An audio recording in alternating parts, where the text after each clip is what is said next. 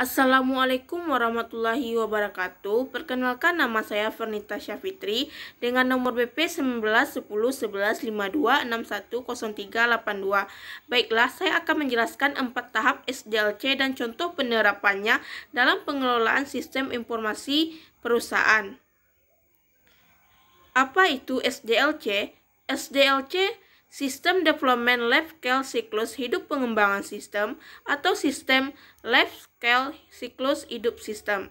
Dalam rekayasa, sistem dan rekayasa perangkat lunak adalah proses pembuatan dan serta modal dan metodologi yang digunakan untuk mengembangkan sistem-sistem tersebut. Konsep ini umumnya merujuk pada sistem komputer atau informasi.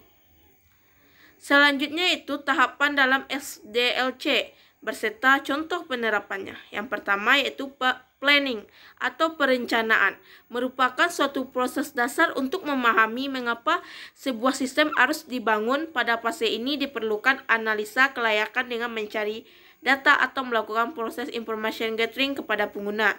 Contoh penerapannya yang pertama yaitu menentukan sasaran yang hendak dicapai dalam perusahaan. Yang kedua, menentukan apa yang hendak dibuat oleh perusahaan. Yang ketiga, membentuk suatu tim pengembang. Yang kedua yaitu analisa, di mana kita melakukan kegiatan menganalisis suatu sistem informasi dengan melihat apa-apa masalah yang terjadi, apa-apa saja yang dibutuhkan sistem. Dengan begitu kita dapat mengusulkan perbaikan apa saja yang harus diperbaiki pada sistem itu.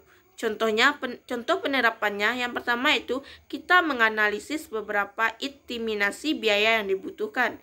Yang kedua yaitu sistem merencanakan apa saja yang dibutuhkan sistem baru dan apakah sistem yang baru ini perlu memakai bahasa pemrograman PHP, Java, dan VBNet.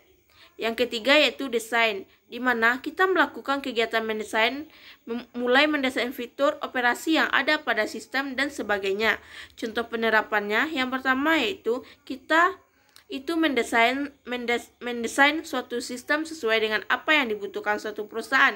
Yang kedua, kita merancang skema dari database, membuat sistem sesuai dengan fungsinya dan kebutuhan lainnya.